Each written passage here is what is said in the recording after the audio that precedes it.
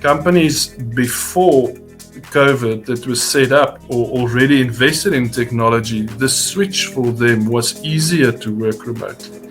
We saw that coming out of COVID, those companies were in a better place. But I think what's important is we speak about, should you adapt technologies or not? And for me, each business, each industry is different. So for me, you need to go and think, do you have a strategy in place? And what is that strategy? Do we need to refine it as the CFO in conjunction with your other leaders? Do you need to refine it?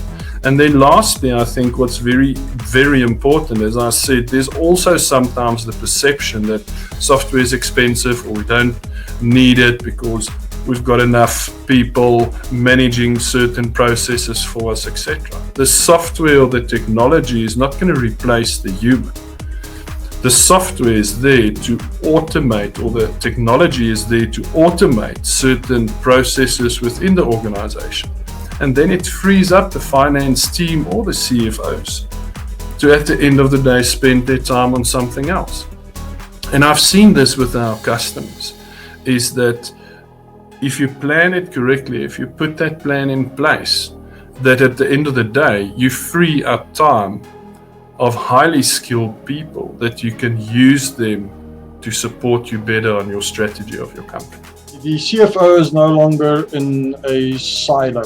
There's a much bigger strategic role in this. And one of the big challenges that the report highlights is managing more stakeholder needs. This could mean a lot of things. Would you mind unpacking that a little? Because I assume that relates to this more strategic and collaborative role that the CFO is taking in the company. Yeah, so, James, to your point, you're 100% correct. The CFO is not operating in isolation. The CFO or senior finance leader always had a very good rapport with the CEO, with the CIO in an organization. So the C-suite, if I can call it like that, or the top management or the senior management in an organization are all involved in putting down this strategy. Our research found that in 75% of businesses, it's the CEO who drives the overall strategy. But he needs the input from his finance leader, from his CIO, and from the rest of the senior leadership team.